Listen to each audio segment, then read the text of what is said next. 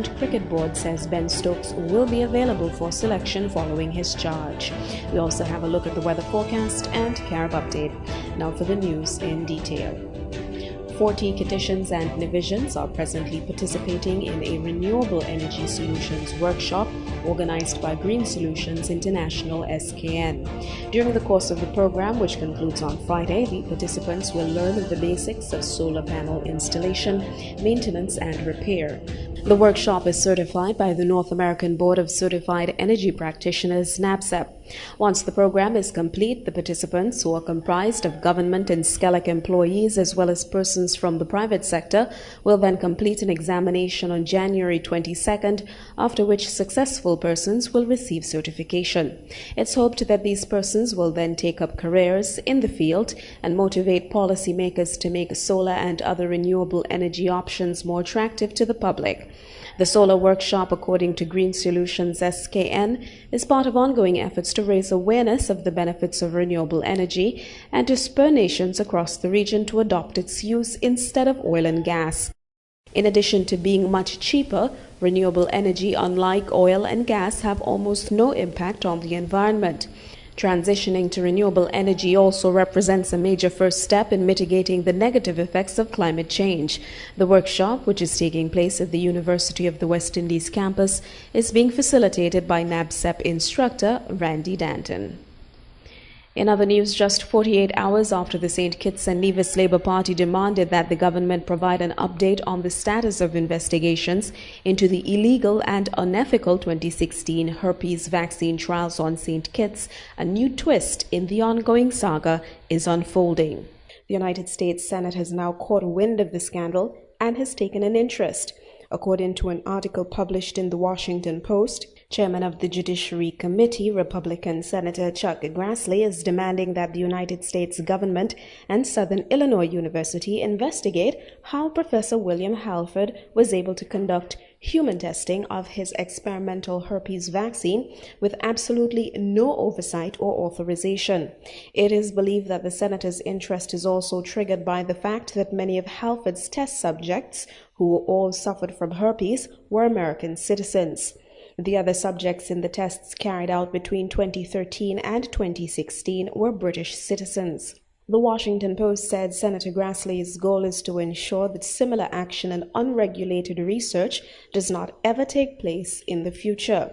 Grassley has also written to the Department of Health and Human Services and the U.S. Food and Drug Administration, stating that the unfortunate incident represents a failure on the part of the U.S. government and its agencies, and also on the part of Southern Illinois University, which holds patents on Halford's research to oversee the research being done.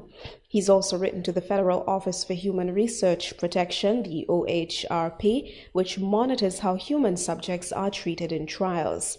At home in St. Kitts and Nevis, the Office of the Chief Medical Officer and former Chief Medical Officer Dr. Patrick Martin have both denied knowledge of Halford's tests in the Federation back in the summer of 2016, when some 20 persons were administered the experimental vaccine Theravax. After Prime Minister Dr. Timothy Harris repeatedly dismissed the scandalous fake news and opposition noise, the Ministry of Health later confirmed that an investigation was being carried out locally by the police and not the office of the CMO into how the test took place and who was involved. Former associates of Professor Halford, who died in June 2017, have gone on record as saying that the SIU professor received authorization from unnamed authorities in St. Kitts and Nevis to carry out his research. There is still no word on the status of the investigation, which has been carrying on now for almost 4 months. In international developments, U.S. Secretary of State Rex Tillerson has called on the world to step up pressure on North Korea to end its nuclear program. He's joined a summit in Canada discussing how to tighten sanctions on Pyongyang. Russia and China were excluded from the meeting. Moscow and Beijing said the one-sided gathering could aggravate tensions. Rosalind Jordan reports. A show of diplomatic commitment in Vancouver to ending North Korea's nuclear weapons program. But the meeting, co-hosted by Canada and the United States, yielded just one new tactic for the fight: an agreement to prevent so-called ship-to-ship transfers of outlawed goods to Pyongyang. I think we all agreed together with our partners here that the timing has turned out to be really fortuitous, because we are seeing, we want to be clear-headed, we don't want to be in any way Pollyannas about this, but I think we collectively believe that the peaceful pressure is beginning to have an impact. North Koreans know our channels are open and they know where to find us. But a sustained cessation of North Korea's threatening behavior is a necessary indicator of whether the regime is truly ready to pursue a peaceful diplomatic resolution to the security threat that it has created. Our nations must remain united on sustaining pressure until North Korea takes concrete steps toward and ultimately reaches denuclearization. Russia and China were excluded from the meeting. Only countries that had supported Seoul during the Korean War were invited to the gathering. Moscow and Beijing said this one-sided event could aggravate tensions. However, two of North Korea's neighbors said now was a good time as any to tell Pyongyang to abandon its nuclear ambitions. We should not be naive about their intent, nor should we be blinded by North Korea's charm offensive. In short, it is not the time to ease pressure or to reward North Korea. We stand ready to provide a brighter future for North Korea if it makes the right choice. Analysts said the Vancouver meeting won't be a major venue for resolving the North Korea question, but it isn't a waste of time either. If the clouds can part just a wee bit, with a little bit of sunshine coming in, then those countries are going to be necessary, whether it's to talk about verification or whether it's to talk about new forms of economic assistance to North Korea that could be part of the opening process. The U.S. and Canada have promised to brief China and Russia on the discussions held here on Tuesday. It's not clear whether this gathering will have turned out to be instrumental or simply a sidebar to diplomatic efforts at the UN. And in sport this morning, England cricketer Ben Stokes will be available for selection for the tour of New Zealand after he was charged with a fray. This is according to the England and Wales Cricket Board. The 26-year-old was charged on Monday after a fight outside a Bristol nightclub in September and will appear before Magistrates Court.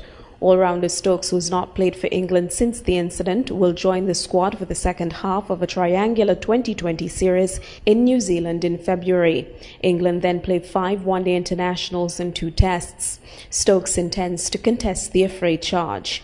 The ECB said given the potential length of the trial, it would not be fair, reasonable or proportionate for Ben Stokes to remain unavailable for a further indeterminate period. Stokes missed 2 one-day internationals against West Indies in England last summer and the entire Winter Ashes Test series in Australia. He will play no part in the current one-day series against Australia.